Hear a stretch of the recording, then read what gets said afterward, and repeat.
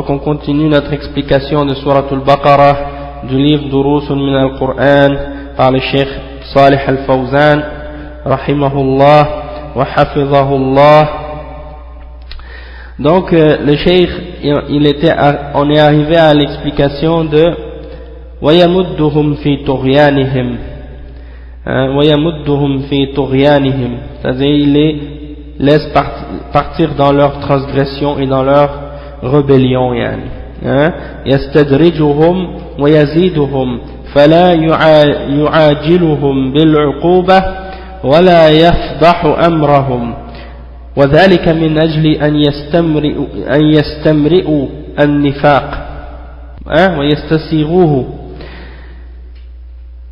والطغيان هو الخروج عن الحق.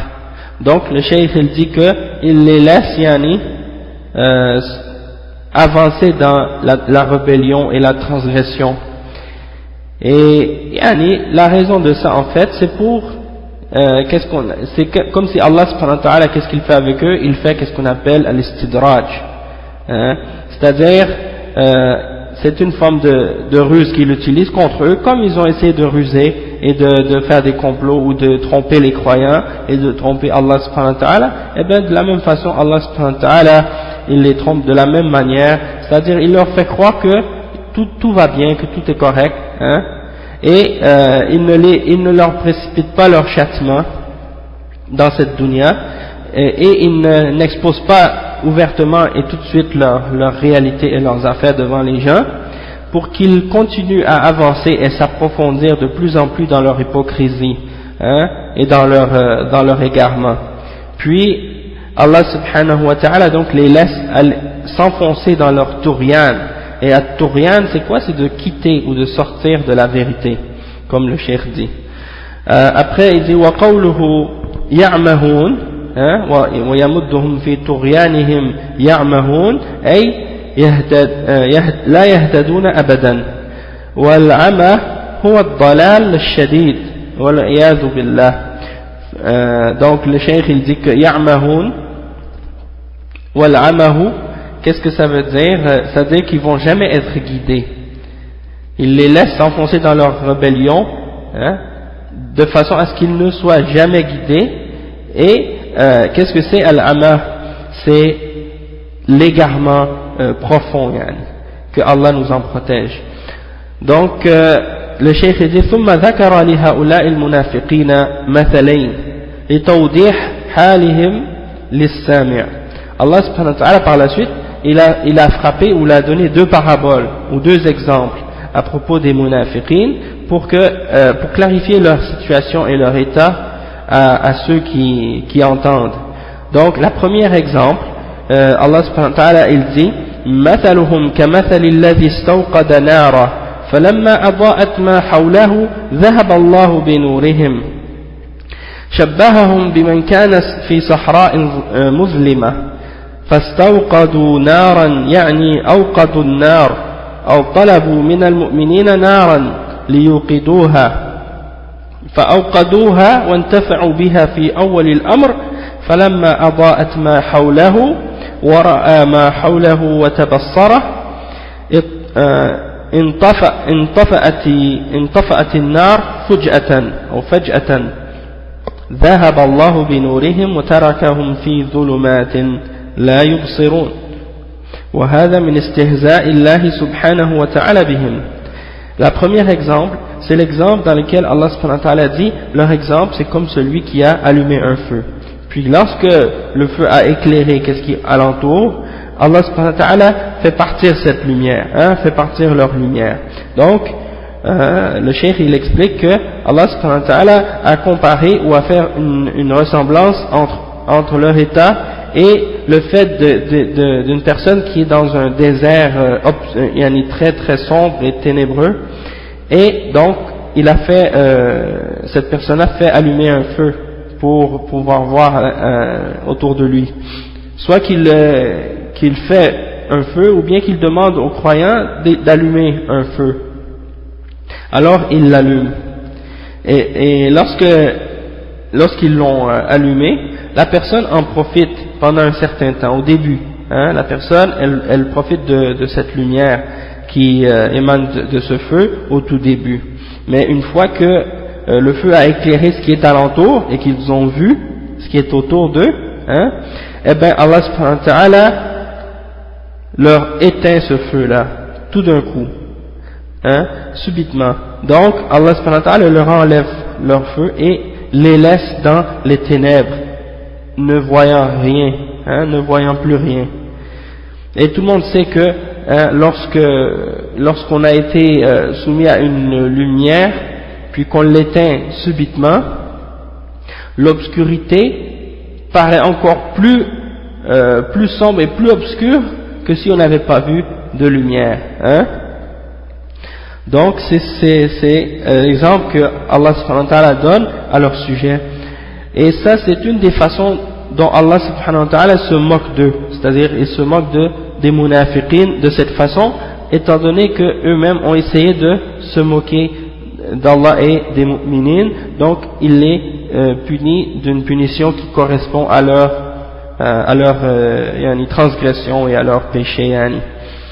Après, le cheikh explique la deuxième exemple. وَالْمَثَلُ الثَّانِي مَثَلُ إِنسَانٍ أَصَابَهُ صَيِّبٌ أي مطر فيه ظلمات ظلمة الليل وظلمة السحاب وظلمة المطر فهو واقع في ظلمات وهذا مثل المنافقين هم في ظلمات ظلمة الكفر وظلمة النفاق وظلمة الشك وظلمات كثيرة وهذا هو المراد بقوله أو كصيب من السماء يعني بالسماء السحاب فيه ظلمات ورعد وبرق يجعلون أصابعهم في آذانهم من الصواعق. Donc le cheikh il explique, il dit que le deuxième exemple c'est comme un homme qui a été frappé ou qui a reçu qui est en plein milieu d'une pluie, hein, et dans cette pluie là il y a des ténèbres, il y a de l'obscurité. Dhulumat, hein, il y a premièrement l'obscurité de la nuit, l'obscurité ou les ténèbres qui sont créées par les nuages également, et également l'obscurité de la pluie. Donc c'est des ténèbres par-dessus d'autres, hein. C'est pas une seule c'est pas une seule obscurité, mais c'est des obscurités ou des ténèbres un par-dessus l'autre. Et ça c'est l'exemple des munafiqin. Ils sont également dans des ténèbres, comme par exemple le ténèbre du kufr, hein, le ténèbre du nifaq, de l'hypocrisie, et le ténèbre du doute, les ténèbres du doute. Et donc c'est plusieurs formes de ténèbres et d'obscurité rassemblées ou réunies. Et le cheikh il dit que c'est ça la signification lorsque Allah subhanahu wa ta'ala dit أو كصيب من السماء, et lorsque Allah subhanahu wa ta'ala dit as-sama dans ce verset là, ou comme une pluie qui vient du ciel, en fait c'est des nuages, hein. Fihi dhulumatun, il y a dedans des obscurités, des ténèbres et des éclairs et des tonnerres et des éclairs, hein. Ra'dun wa barq, ils mettent leurs doigts dans leurs oreilles à cause des éclairs. Ils mettent leurs doigts dans leurs oreilles à cause du bruit et tout. Donc le cheikh dit fihi ru'udun shadida wa fihi barqun shadid فهم وقعوا في رعب شديد ظلمات لا يبصرون معها ورعد شديد قصف يخشون أن يصقعهم يخشون أن يصعقهم والعياذ بالله وبرق شديد خاطف يخطف أبصارهم.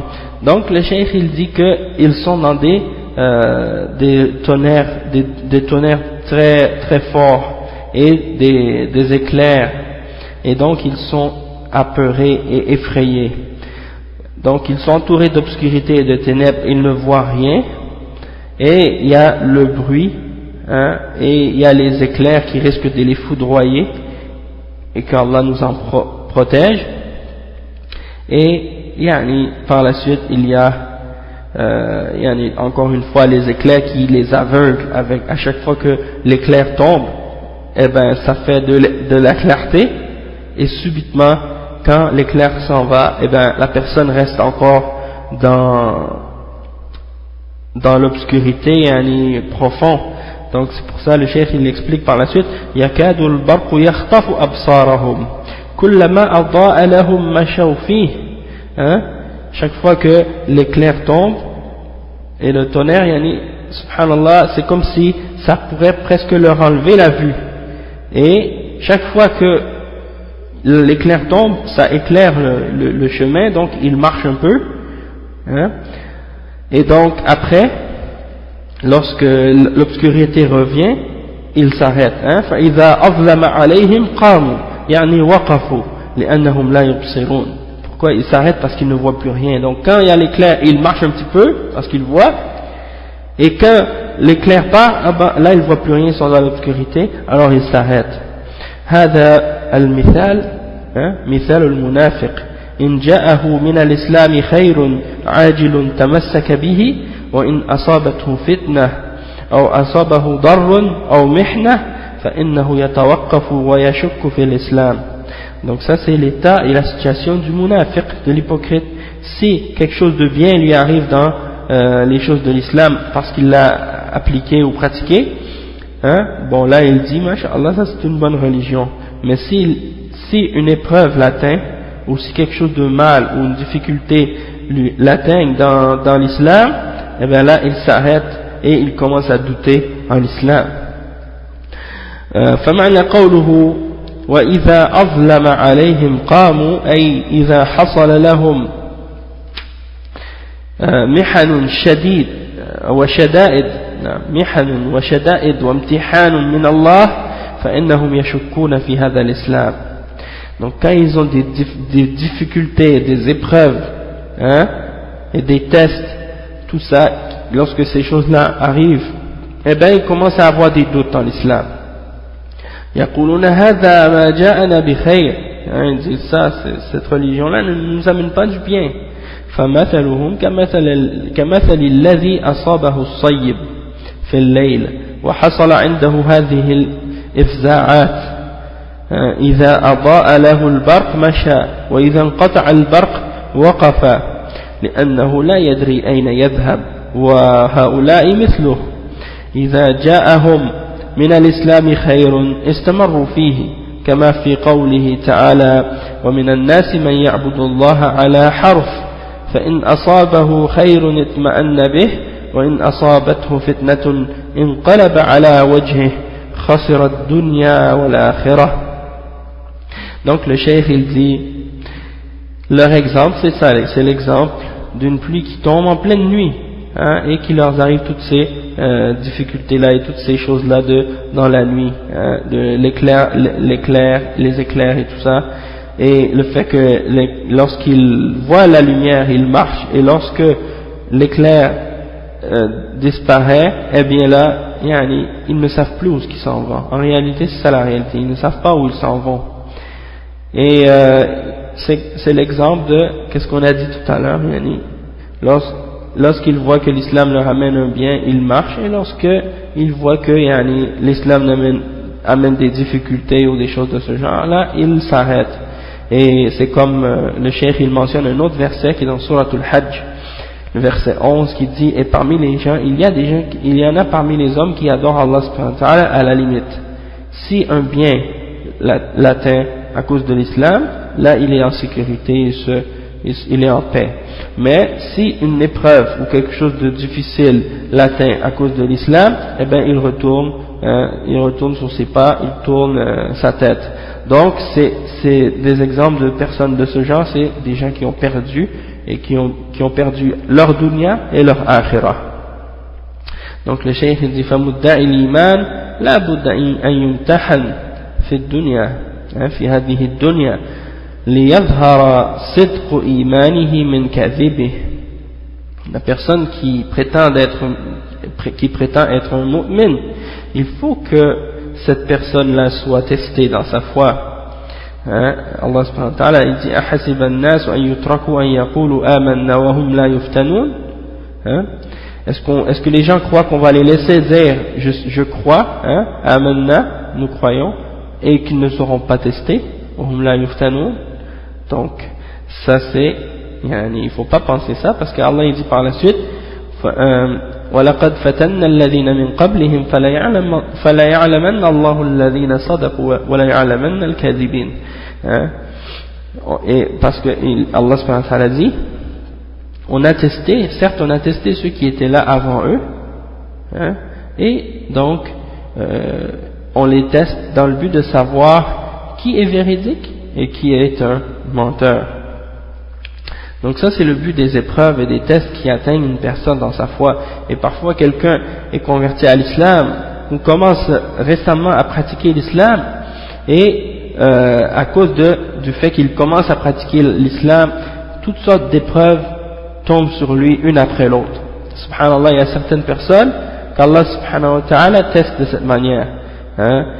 Quelqu'un commence à porter la barbe, commence à faire les salawats, commence à respecter les règles de la charia et tout dans sa vie, dans sa famille, dans sa maison. Là il a des épreuves de la part de sa famille, il a des épreuves de la part de ses amis, il a des épreuves au travail, hein, il a des épreuves dans plusieurs aspects de sa vie, subhanallah. Et donc la personne doit faire preuve de patience et d'endurance, hein, parce que si la personne ne fait pas preuve de patience et d'endurance dans ces tests-là et dans ces épreuves-là, eh ben, elle risque de retourner sur ses pas. C'est pour ça qu'il faut faire preuve de sincérité envers Allah subhanahu wa ta'ala, et il faut savoir que tout ça, ça vient uniquement d'Allah subhanahu wa ta'ala, et il faut rester ferme. Qu'Allah nous raffermisse le cœur et qu'il augmente notre sincérité et notre foi en lui. Après, le cheikh il dit donc que Allah il fait ça, c'est dans le but de tester, de voir notre sincérité. Après il dit فَالَّذِي إِيمَانُهُ غَيْرُ صَحِيحٍ يَنْقَلِبُ عَلَى عَقِبَيْهِ وَيَكْفُرُ كَالْمُنَافِقِ. Donc celui que sa foi n'était pas sincère, n'était pas correcte, il retourne sur ses pas, hein, il retourne en arrière et il va vers la mécréance, comme l'hypocrite. أما الصادق وأما الصادق الإيمان فهذا ثابت إن أصابه خير شكر وإن أصابه ضر صبر وهذا هو المؤمن. Tandis que celui dont la foi était sincère, si sa foi était sincère, lui il reste ferme. Si un bien l'atteint, il remercie Allah, et si un mal l'atteint, il est patient. Et ça c'est l'attitude du mu'min. أما المنافق فهو بالعكس. Le munafiq c'est le contraire. إن أصابه خير أظهر الإطمئنان. Si un bien l'atteint, il montre qu'il est en sérénité et en paix. وإن أصابته فتنة كفر بالله والعياذ بالله وظهر ما عنده من المكنون ظهر النفاق الذي في قلبه. Et quand un mal l'atteint, ou une épreuve, ou une difficulté, eh bien il rejette la foi en Allah subhanahu wa ta'ala wa l'iyadhu billah, qu'Allah nous en protège, et il fait paraître ce qu'il cachait dans l'intérieur de son cœur, de l'hypocrisie qui était dans son cœur. Et le cheikh il dit wallahu subhanahu wa ta'ala anzala fi al-munafiqina kathiran min al-ayat anzala fihim surat at-tawbah التي تسمى الفاضحة لأنها فضحتهم. Le cheikh dit que Allah subhanahu wa ta'ala il a révélé dans Surat At-Tawbah plusieurs versets qui parlent des munafiqin, et souvent on appelle cette Surat At-Tawbah, on l'appelle également par un autre nom Al-Fadiha, c'est-à-dire celle qui vient pour démasquer les hypocrites. Il y a également une autre surah qui est Surat al-Munafiqun, on l'appelle par ce nom-là, Surat al-Munafiqun, qui commence en disant إِذَا جَاءَكَ الْمُنَافِقُونَ قَالُوا نَشْهَدُ إِنَّكَ لَرَسُولُ اللَّهِ. Lorsque les hypocrites viennent vers toi, ils disent nous témoignons que tu es le messager d'Allah. Donc ça c'est une surah entière qui parle des munafiqin. إضافة إلى ما جاء عنهم في سورة النساء وآل عمران والعنكبوت وغيرها. De plus que, en plus de ce qui est venu au sujet des munafiqin dans Surat An-Nisa et dans Al-Imran et dans Al-Ankabut et dans beaucoup d'autres versets et dans plusieurs sourates également. Et le cheikh dit وكثير من آيات القرآن فيها بيان حال المنافقين وذلك لخطرهم على المسلمين ولأجل أن يحذرهم المسلمون. Donc le cheikh il dit que dans beaucoup de versets dans le Coran, Allah subhanahu wa ta'ala clarifie la situation et l'état des munafiqin, des hypocrites, à cause du danger qu'ils représentent pour les musulmans, et dans le but que les musulmans puissent prendre garde et faire attention à ces gens-là. وما أكثرهم ولا كثرهم الله الآن يعيشون بيننا ويبثون سمومهم وشرهم وهم أناس من بني جلدتنا ويتكلمون بألسنتنا وهم يتسمون بالإسلام والإيمان نسأل الله العافية. Donc le cheikh il dit, et comme ils sont nombreux, que Allah ne les augmente pas aujourd'hui, hein, ils sont nombreux aujourd'hui, ils vivent parmi nous et ils répandent leur venin et leur poison, hein, et leur mal parmi les musulmans. Et ce sont des gens qui sont comme il dit, min bani jildatina, hein, ce sont des arabes. Et ils parlent notre langue, c'est-à-dire ils parlent la langue arabe. Et le cheikh il dit, et ils se donnent ils se donnent le nom de, c'est-à-dire ils s'appellent comme étant des musulmans et des croyants, hein, donc ils s'apparentent ils disent appartenir à l'islam et à la foi, donc alors qu'en réalité ils n'ont pas de foi en l'islam. Et ils sont nombreux, ces gens-là sont nombreux dans les pays musulmans aujourd'hui. Et comme le cheikh a expliqué plus tôt, plus les musulmans sont forts, et bien plus il y a de l'hypocrisie. Et plus les musulmans sont faibles, et moins on voit d'hypocrisie. Ou bien en fait, qu'est-ce qui se passe, c'est que quand les musulmans sont faibles, eh ben les munafiqin n'ont pas peur d'exprimer ouvertement leur nifaq, leur hypocrisie, et donc on les entend maintenant aujourd'hui, puisque les musulmans sont dans une période de faiblesse, on les entend encore plus fort que d'habitude, crier et parler et attaquer l'islam et les musulmans et la sharia et le hijab et tout ce qui a rapport avec le din, hein.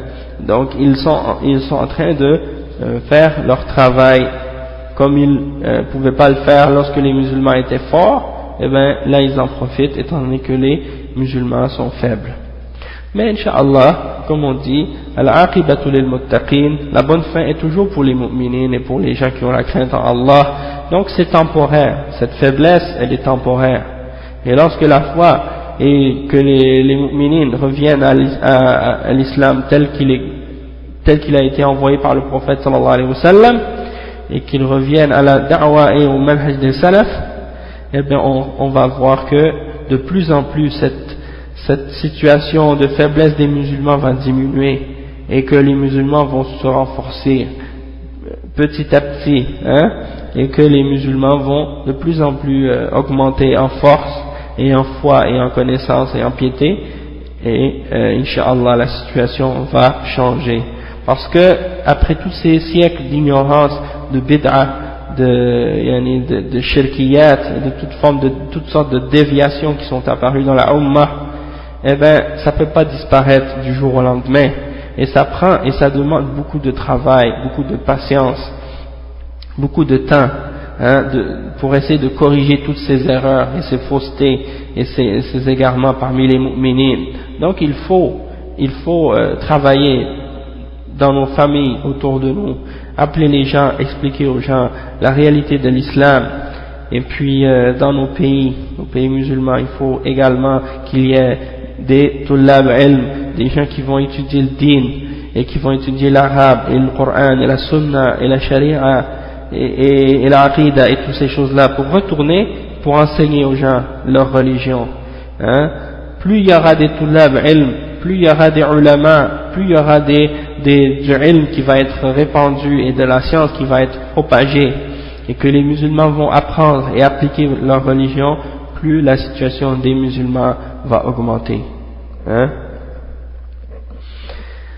Donc, alhamdulillah rabbil alamin. Maintenant, on a terminé cette partie de Surat al-Baqarah, et donc, le cheikh il expliquait uniquement les 20 premiers versets.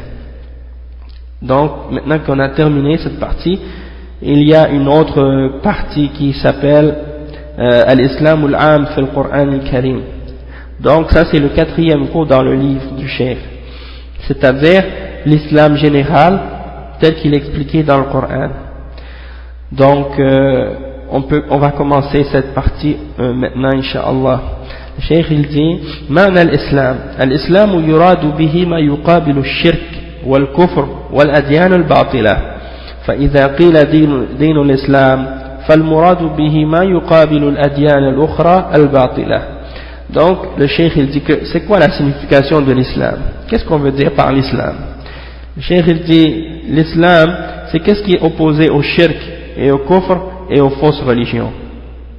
Donc si on dit la religion de l'islam, qu'est-ce qu'on entend par ça? On entend tout ce qui est opposé aux autres fausses religions. وتعريفه في اللغة الانقياد يقال أسلم واستسلم إذا انقاد.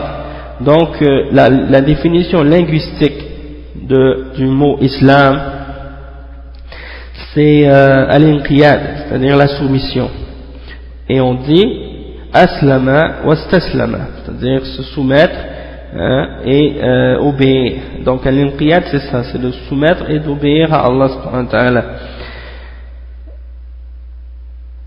Ça c'est dans la langue, et dans la sharia c'est presque la même signification, sauf que ça on ajoute quelques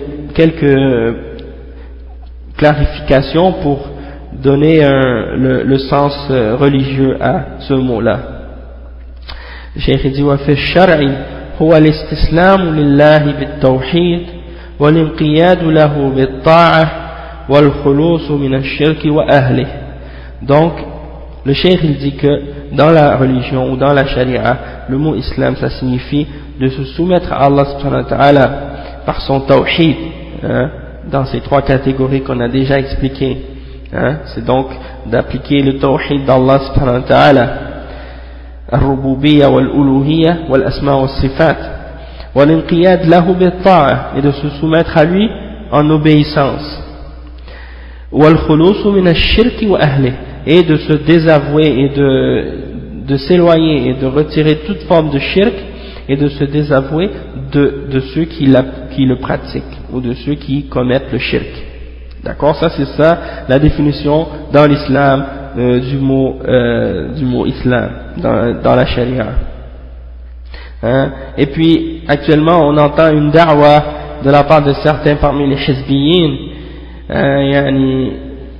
C'est comme s'ils essaient de présenter une drôle de forme, une drôle de manifestation ou d'interprétation de l'islam, et ils disent que l'islam c'est la religion de l'amour, et l'islam c'est la religion de la paix, comme Cheikh Al-Fawzan il a expliqué dans plusieurs de ses durus.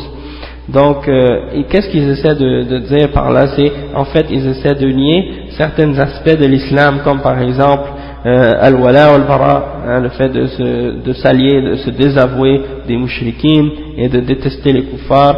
Donc ils essaient de présenter l'islam un peu comme une religion, un peu comme le christianisme, que on doit aimer tout le monde, même les gens qui sont pas sur le droit chemin, qui sont pas sur la foi. Et ils essaient de présenter l'islam en disant bon, l'islam c'est la religion de la paix, et le mot islam ça vient de paix, etc. Et par là ils essaient de nier que Allah subhanahu wa ta'ala par exemple a légiféré le combat pour élever la parole d'Allah subhanahu wa ta'ala par exemple. Et donc ils ont toutes sortes de ta'wilat, toutes sortes d'interprétations fausses au sujet de ces termes là, puis de ces choses là. Et étant donné que à ce sujet-là, il y a toujours 2 extrêmes, eh ben, ces gens-là, ils ont vu qu'il y avait un extrême de la part de certains groupes, comme par exemple les Khawarij, qui font des attentats terroristes et qui tuent des innocents et qui font des transgressent sur la terre, qui sèment le désordre en mettant des bombes partout et en se faisant sauter eux-mêmes, se faisant des actes de suicide et des choses de ce genre, ou qui par exemple font exploser des lieux publics, des endroits, des immeubles ou des choses de ce genre, et qui font ça au nom du djihad. Donc tout le monde a vu que ça c'était des formes d'égarement et de transgression et des choses qui sont contradictoires avec la sunna.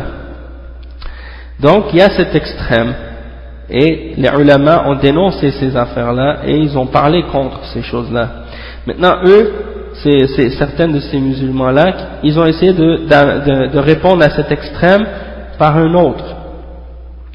C'est-à-dire, qu'est-ce qu'ils ont fait? Ils ont essayé de dire non, dans l'islam, l'islam c'est la paix et l'amour, la religion de l'amour et la paix, donc il faut dire que ça n'existe pas dans l'islam du tout, le djihad, c'est juste en cas de défense et c'est un combat pour la justice uniquement, sans définir et sans donner une explication islamique de la justice.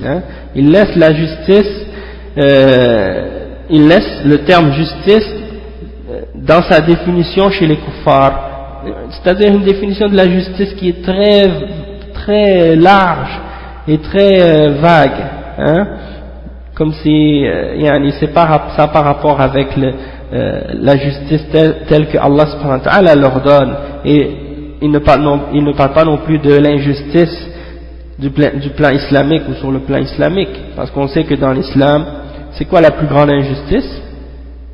La plus grande injustice, c'est le shirk. Donc, il ne parle pas de ça de ce point de vue-là. Et donc, donc c'est un autre extrême. Donc, nous, Ahl Sunnah wal Jama'a, on ne tombe ni dans un extrême ni dans l'autre. On appelle les gens à suivre l'islam tel qu'il a été révélé par Allah et par son messager, selon la compréhension des salaf salih, sans rajouter et sans enlever quoi que ce soit.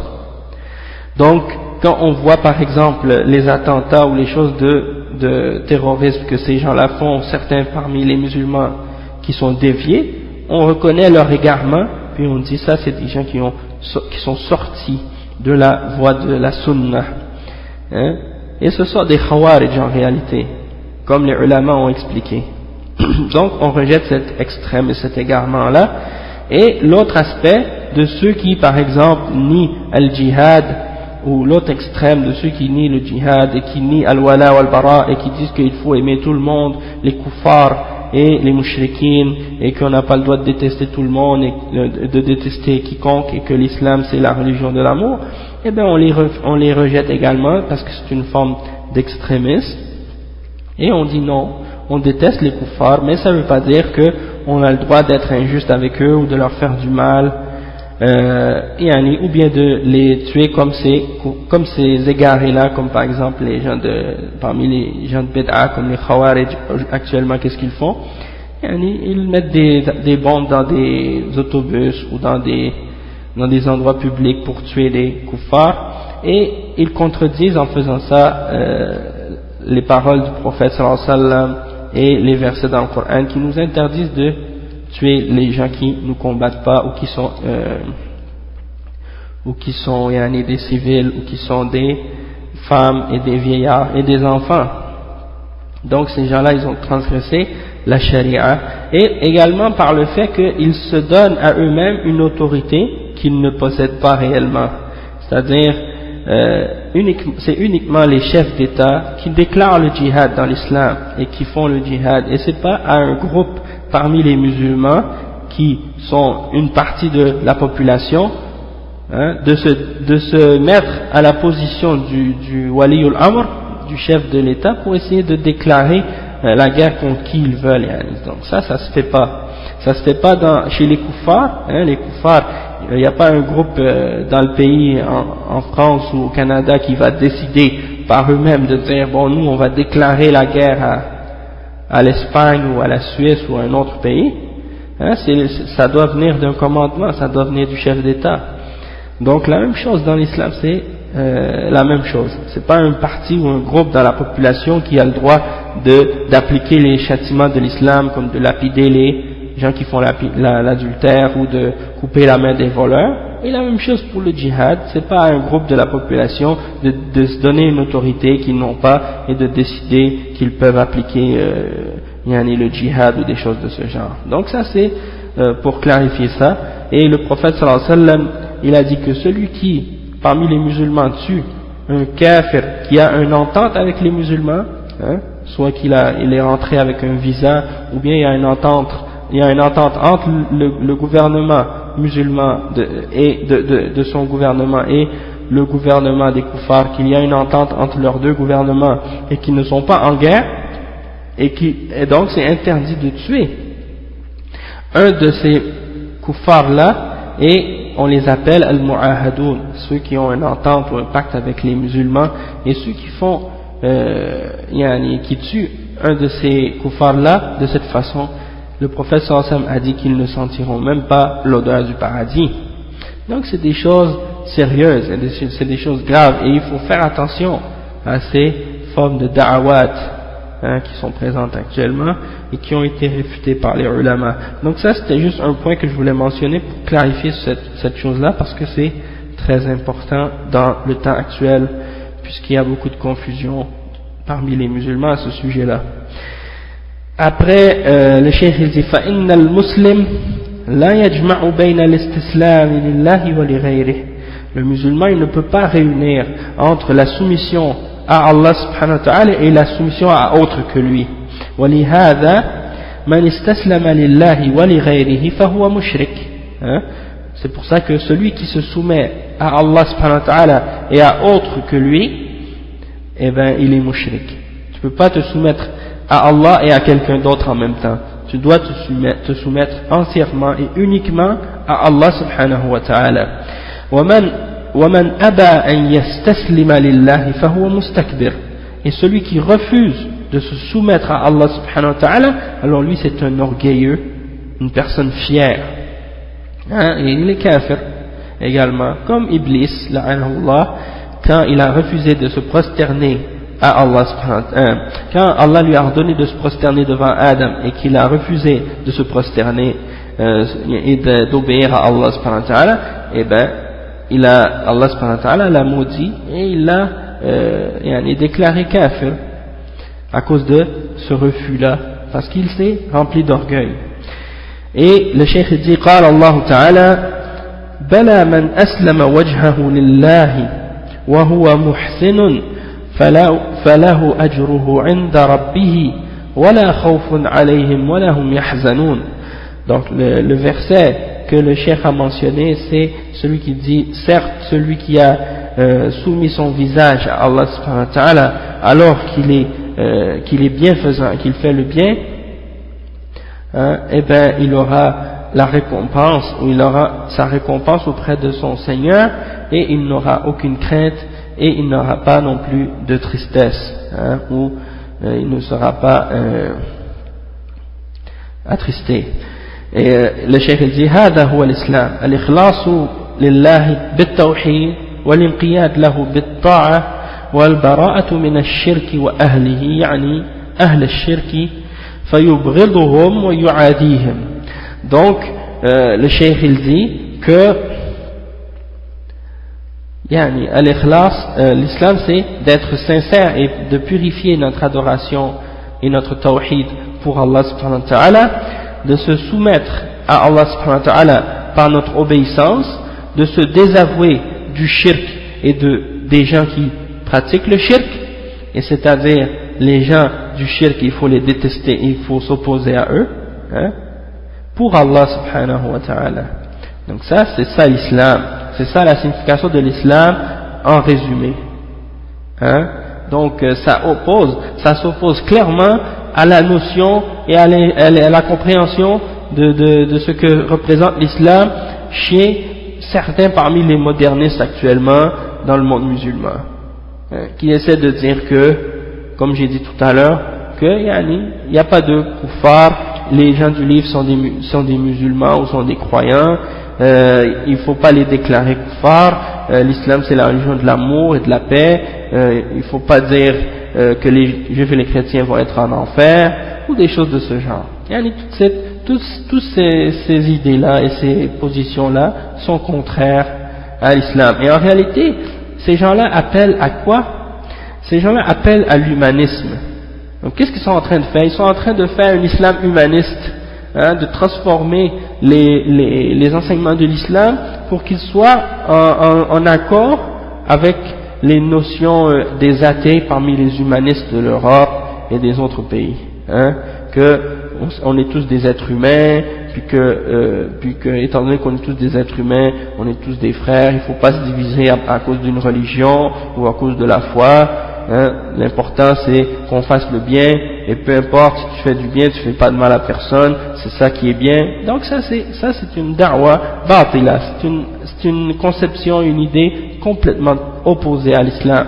Ça n'a rien à voir avec la religion musulmane. Mais ces gens-là, étant donné, comme on a parlé des munafiqin tout à l'heure, étant donné qu'ils ont eu des doutes dans l'islam, qu'ils n'ont pas compris les notions de tawhid et les principes fondamentaux de l'islam, eh bien ils ont commencé à avoir des doutes, et ces doutes-là les ont amenés à essayer d'interpréter l'islam selon une autre lumière. Ils ont lu les enseignements des kuffars, des droits de l'homme, et les enseignements des kuffars sur l'humanisme et toutes ces choses-là, et ils ont trouvé qu'il y avait plus de justice en ces choses-là que dans la parole d'Allah subhanahu wa ta'ala, à cause de leur ignorance et de leur incompréhension. Et donc à cause de ça, ils ont commencé à essayer d'interpréter l'islam à la lumière de ces philosophies, de ces théories des kuffar, pour essayer de se faire une conscience plus nette, alors qu'en réalité ils ont contredit le Coran et la Sunna. Donc c'est important de comprendre, très important de comprendre ce point-là, parce que c'est quelque chose qui est répandu là. Il y a des groupes là comme Présence musulmane et certains autres penseurs là actuellement, ils sont en train d'appeler les musulmans à ces idées-là, et ça c'est très dangereux parce que ça amène les musulmans au kufr. Il faut bien comprendre ça, c'est très dangereux ces idées-là qu'ils sont en train de répandre. Et Allahu A'lam, mais peut-être que derrière ces gens-là, il y a des kuffars qui sont en train de travailler, parce que c'est des idées vraiment diamétriquement opposées à l'islam. Après, le cheikh dit وَهُوَ بِهَذَا التَّعْرِيفِ يَشْمَلُ جَمِيعَ دِينِ الرُّسُلِ عَلَيْهِمُ الصَّلَاةُ وَالسَّلَامُ فالرسل كلهم على دين الإسلام وكلهم مستسلمون لله بالتوحيد ومنقادون له بالطاعة مخلصون له العبادة متجنبون للشرك ومعادون لأهله فكلهم مسلمون ودينهم هو الإسلام وإن اختلفت شرائعهم. Donc le cheikh il dit que voici la définition de l'islam telle qu'on l'a donnée tout à l'heure, c'est-à-dire de purifier notre tawhid pour Allah et de se soumettre à lui par en obéissance, et de se désavouer du shirk et de ceux qui le pratiquent. Voilà l'islam, et c'est ça la définition de l'islam, et ça comprend toute la religion de tous les messagers. Tous les messagers sont venus avec ça. Tous les messagers étaient musulmans, et ils sont tous venus avec la religion de l'islam, et ils étaient tous soumis à Allah subhanahu wa ta'ala avec leur tawhid, et ils étaient tous soumis à Allah subhanahu wa ta'ala en obéissance à lui, et ils étaient tous sincères dans leur adoration, et ils adoraient uniquement Allah subhanahu wa ta'ala, et ils s'éloignaient du shirk et ils s'opposaient à ceux qui le pratiquent et ils les détestaient. Donc ils sont tous musulmans, tous les prophètes et les messagers d'Allah subhanahu wa ta'ala étaient tous des musulmans, et leur religion c'était l'islam, même si certaines règles qui sont venues qu'ils ont amenées dans leur loi étaient parfois différentes entre elles, mais la base du message et des principes à la base c'était toujours l'islam, c'est-à-dire qu'il faut se soumettre à Allah subhanahu wa ta'ala dans son obéissance selon ce qu'il a légiféré et ordonné à chaque époque, Et quand on dit à chaque époque, eh ben, quand on dit notre époque actuellement, c'est l'époque du prophète Mohammed sallallahu alayhi wa sallam, l'époque du Coran. Donc, comme certains par exemple qui pensent qu'il faut changer l'islam avec notre époque parce qu'on est au XXe siècle, il faut réformer l'islam et qu'il faut amener une nouvelle version de l'islam. Ça, c'est bâtil. Parce que Allah subhanahu wa ta'ala, il a révélé le Coran et la sunna pour qu'elle soit appliquée jusqu'à la fin des temps, jusqu'au jugement dernier. Il n'y a pas une nouvelle islam qui va arriver vers la fin des temps, qui arrive et qui est, c'est-à-dire on va commencer à changer les enseignements de l'islam et rejeter ce qui est établi. Et contrairement à certains qui essaient d'interpréter le hadith du prophète sallallahu alayhi wa sallam qui dit que Allah subhanahu wa ta'ala, à la tête de chaque 100 ans, il va faire venir quelqu'un pour revivifier ou renouveler les principes de sa religion. Certains interprètent ce hadith en disant que ils vont venir pour parce qu'en fait c'est yujaddid ou laha dinaha. Et at-tajdid, eux ils l'ont compris comme signifiant qu'ils vont réinterpréter ou recomprendre ou faire une relecture, comme ils disent, des textes. Alors qu'en réalité c'est pas ça. Ils vont pas faire une relecture des textes. Qu'est-ce qu'ils vont faire? Ils vont ramener les principes de l'islam, du Coran et de la Sunna que les musulmans ont oubliés, ou bien que certains groupes ou certaines personnes parmi les mubtadi'a ont essayé de changer ou ont essayé de déformer, et ils vont ramener le message de l'islam à sa pureté originale et à sa compréhension pure et originale au tout début. C'est ça ce que ça signifie at-tajdid, contrairement à certains qui essaient de nous donner une nouvelle version actuellement là de l'islam, islam européen, islam américain, islam canadien. C'est ça qu'ils sont en train de faire. Ils sont en train d'essayer de nous faire un islam français, un islam américain, un islam canadien. Allah musta'an. Il n'y a qu'un seul islam, et c'est l'islam qui a été envoyé dans le Coran et dans la Sunna, et compris selon la compréhension des Sahaba. Voilà l'islam. C'est pour ça, et c'est ça qui distingue la da'wa salafiyya de toutes les autres da'awat actuellement qui sont présentes parmi les groupes et les jama'at et les sectes et les groupes déviés comme les Ikhwan al-Muflisin et comme les jama'at al-Tabligh et comme les autres groupes politiques dans les pays musulmans. Tous ces groupes et toutes ces personnes appellent les musulmans à différentes versions et différentes formes d'égarement.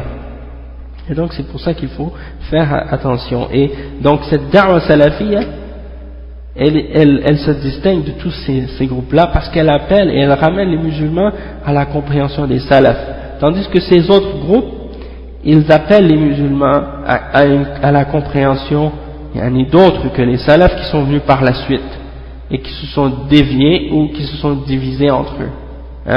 C'est pour ça que quelqu'un n'a pas le choix d'être salafi s'il veut être un musulman qui est sur le droit chemin, parce que soit tu es sur la voie des salafs, c'est-à-dire les sahaba et les tabi'in et ceux qui les ont suivis, ou soit tu es sur une autre bid'a ou un autre manhaj qui a été inventé et fabriqué par la suite, qui n'a pas de référence ou d'origine dans les premiers siècles de l'islam, c'est-à-dire la période des sahaba. Quand le prophète sallallahu alayhi wa sallam est mort, il a laissé les sahaba unis, et il a laissé les sahaba sur une forme d'islam et une seule compréhension de l'islam.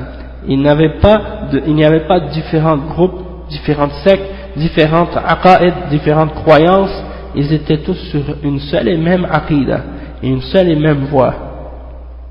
Et même si, quand il y a eu des différences entre eux, les différences étaient uniquement sur des questions secondaires et jamais dans les choses fondamentales et dans les principes de base de l'islam.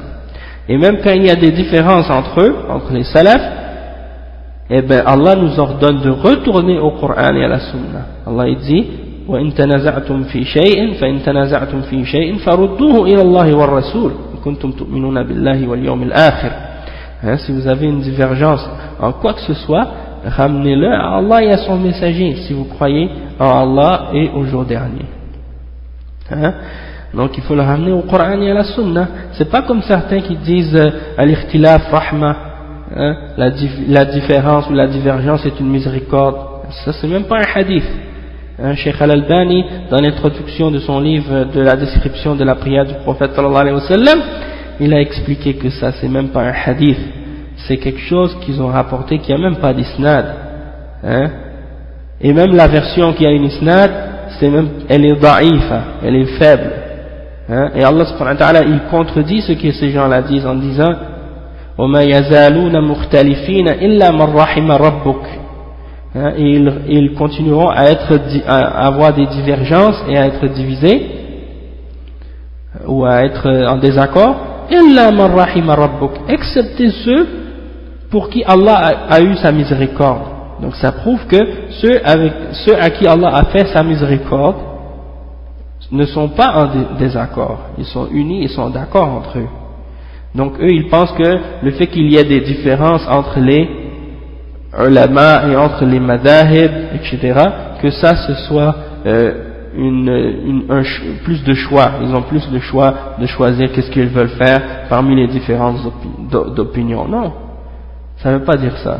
S'il y a différence d'opinion, tu dois retourner à la preuve et essayer d'analyser selon ce que tu es capable d'analyser, laquelle d'entre ces positions-là est plus près des preuves du Coran et de la Sunna. Donc tout ça c'est pour vous expliquer l'importance de bien comprendre la réalité de l'islam. Donc quand on a compris que tous les prophètes et tous les messagers sont venus avec la même religion, on comprend également que aujourd'hui l'islam c'est la seule religion qui peut être acceptée d'Allah subhanahu wa ta'ala. Le cheikh il dit فَإِنَّ الْإِسْلَامَ هُوَ الْإِنْقِيَادُ لِلَّهِ, on a expliqué ça déjà. نعم, donc والشرائع, ok, on a expliqué ça. Après il dit ولهذا وصف الله تعالى نوحا بأنه مسلم, قال تعالى واتل عليهم نبأ نوح إذ قال لقومه يا قوم إن كان كبر عليكم مقامي وتذكيري بآيات الله فعلى الله توكلت فأجمعوا أمركم وشركاءكم ثم لا يكن أمركم عليكم غمة ثم اقضوا إلي ولا تنظرون فإن توليتم فما سألتكم من أجر إن أجري إلا على الله وأمرت أن أكون من المسلمين. Le cheikh il mentionne une partie du verset dans Surat Yunus, le verset 71-72, et dans ce verset là Allah subhanahu wa ta'ala il dit et récite-leur les nouvelles de Noé lorsqu'il a dit à son peuple, ô mon peuple, si ça vous dérange le fait que je vous ai que je me suis tenu et que je vous ai rappelé des versets d'Allah subhanahu wa ta'ala, alors sachez que c'est en lui en Allah que je mets ma confiance, et rassemblez toutes vos affaires et vos associés en dehors d'Allah, puis essayez de juger et puis n'attendez pas, c'est-à-dire essayez de vous mettre contre ce message que je vous amène et n'attendez pas, et si vous vous détournez, alors moi sachez que je vous ne demande pas aucune récompense et aucun salaire. Mon salaire et ma récompense c'est uniquement Allah subhanahu wa ta'ala qui va me le donner, et moi j'ai été commandé d'être parmi les gens qui sont muslimines, ça veut dire d'être parmi les musulmans. Et le cheikh il dit ay al-mustaslimina lillah al-munqadina lahu bit-ta'ah, c'est-à-dire ceux qui se sont soumis à son ordre et qui sont soumis par leur obéissance à Allah subhanahu wa ta'ala. Et la même chose à propos d'Ibrahim alayhi salam, alayhi salatu wassalam, ma kana Ibrahim yahudiyan wala nasraniyan walakin kana hanifan muslima wa ma kana min al-mushrikin. Allah dit à propos d'Abraham, Abraham n'était ni juif ni chrétien, mais il était un hanif, un musulman hanif, hein, un pur monothéiste. وَمَا كَانَ مِنَ الْمُشْرِكِينَ, il ne faisait pas partie des idolâtres, des mushrikin, des gens qui font le shirk, qui adorent autre que Allah subhanahu wa ta'ala. Et là-dedans il y a une réponse à ceux qui prétendent qu'il y a trois monothéismes, hein, et qui prétendent que ils peuvent suivre n'importe quelle des trois religions, le christianisme, l'islam et le judaïsme, et que ce sont les trois religions monothéistes et que Abraham était sur cette religion-là. Et ça c'est faux, hein. Comme Allah il dit même dans le Coran que Abraham n'était ni juif ni chrétien, mais il était un hanif, un musulman. Il ne faisait pas partie des mushrikin. Donc on voit clairement dans ce verset-là la réponse de cette shubha ou de cette idée de la part de certains parmi les gens d'égarement aujourd'hui. Et quand on voit aussi également qu'Abraham était avant Moïse, qu'il était avant la Torah, donc il ne pouvait pas être un juif, et également il était avant Jésus et avant Al-Injil, donc il ne pouvait pas être un chrétien, hein. Et quand on voit dans ça qu'il y a une réfutation même claire des juifs et des chrétiens. Alhamdulillah Rabbil Alamin. Donc si on regarde, comme j'avais déjà expliqué une fois, si on regarde dans le livre des chrétiens, on ne trouve aucun endroit où Jésus dit aux gens vous devez être chrétien, et la religion à laquelle j'appelle les gens c'est le christianisme. Au contraire, on le voit expliquer aux gens que sa religion c'est de se soumettre à Allah subhanahu wa ta'ala et d'obéir à ses ordres, hein, et de respecter ses commandements, et c'est ça la religion de tous les messagers. La même chose pour Moïse, hein, il appelle les gens à croire en Allah, à se soumettre à sa loi et à respecter ses messagers. Donc ça c'est la religion de tous les prophètes, et c'est ça l'islam. Moïse n'a pas dit soyez des juifs et ma religion c'est le judaïsme, hein, vous trouvez même pas ça dans leur livre actuellement. Après le cheikh il mentionne un autre exemple, il dit وحكى عنه وعن إسماعيل أنهما قال ربنا واجعلنا مسلمين لك ربنا واجعلنا مسلمين لك نعم ربنا واجعلنا مسلمين لك ومن ذريتنا أمة مسلمة لك وأرنا مناسكنا وتب علينا إنك أنت التواب الرحيم. Donc dans ce verset là Abraham et son fils Ismaïl il dit et fais de nous deux des musulmans soumis à toi, et ainsi notre progéniture, de nos enfants, une ummah qui est soumise à toi, et montre-nous nos manasik, et accepte notre repentance, et certes tu es celui qui accepte la repentance et le miséricordieux. D'accord, et donc c'est des preuves que tous les messagers ont appelé à l'islam. Il dit وحكى عن يعقوب أنه قال يا بني إن الله اصطفى لكم الدين فلا تموتن إلا وأنتم مسلمون.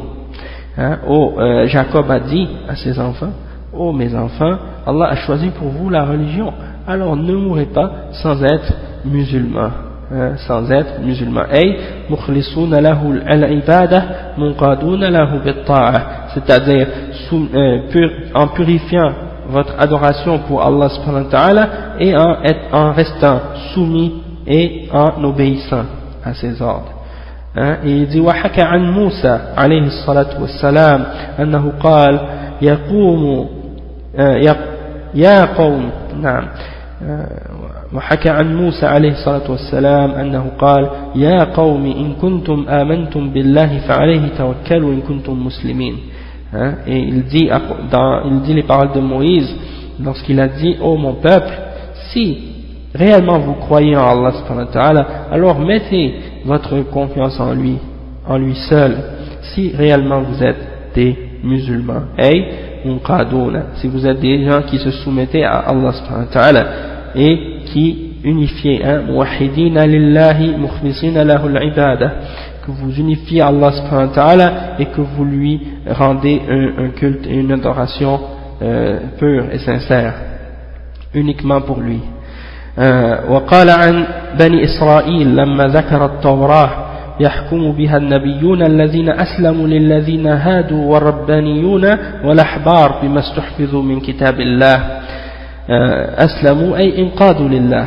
Donc à propos des fils d'Israël, il a mentionné que c'était écrit dans la Torah, où il a mentionné, Allah subhanahu wa ta'ala a mentionné, lorsqu'il a parlé de la Torah, il dit que les prophètes qui se sont soumis à Allah subhanahu wa ta'ala, alladhina aslamu, eh ben ils jugent selon cette Torah, ils jugent pour ceux qui sont juifs, et ainsi que Rabbaniyoun, et les rabbins et les grands prêtres, etc., de ce qu'ils ont gardé du livre d'Allah subhanahu wa ta'ala. Donc c'était pour expliquer que ça c'était les juifs avant qu'ils dévient et avant qu'ils renient leur messager. Ils jugeaient selon la Torah et ils étaient sur le droit chemin et ils respectaient les prophètes et des choses de ce genre. Mais c'est par la suite ils ont renié les messagers et ils ont renié le message et ils ont transformé ou changé leur livre. Donc ils ont dévié de cette façon. Mais Allah les a décrits, les prophètes, il les a décrits comme étant des gens soumis, c'est-à-dire qui se sont soumis à Allah subhanahu wa ta'ala. Donc il y a ça. Puis après le cheikh dit إذن فالإسلام بمعناه العام يطلق ويراد به دين جميع الأنبياء عليهم الصلاة والسلام وإن اختلفت شرائعهم فالإسلام هو عبادة الله بما شرع في كل وقت بحسبه. Donc le cheikh il dit donc l'islam dans sa signification large on l'applique et on l'utilise pour définir ou pour dire toute la religion de tous les messagers, pour expliquer que c'est la religion de tous les messagers, même si ils ont des lois et des règles qui sont parfois différentes, parce que la base c'est que l'islam c'est d'adorer Allah subhanahu wa ta'ala seul, en respectant ce qu'il nous a ordonné ou révélé à toutes les époques selon l'époque. C'est-à-dire si c'est à l'époque de Moïse, c'est selon la loi de Moïse pour le peuple de Moïse, si c'est pour le peuple de Isa, c'est le peuple de Isa et selon la loi et les règles appliquées et envoyées par Moussa, par Isa et etc. et ainsi de suite. Et notre époque à nous c'est l'époque du prophète Muhammad sallallahu alayhi wa sallam, et il est venu pour tous les peuples, les arabes et les non-arabes. Donc alhamdulillah rabbil alamin, son message est valable jusqu'à la fin des temps. Donc le cheikh il dit فعبادة الله بشريعة التوراة وعبادة الله بشريعة الإنجيل وعبادة الله بكل شريعة شرعها الله سبحانه وتعالى لأنبيائه كل هذا إسلام وإنما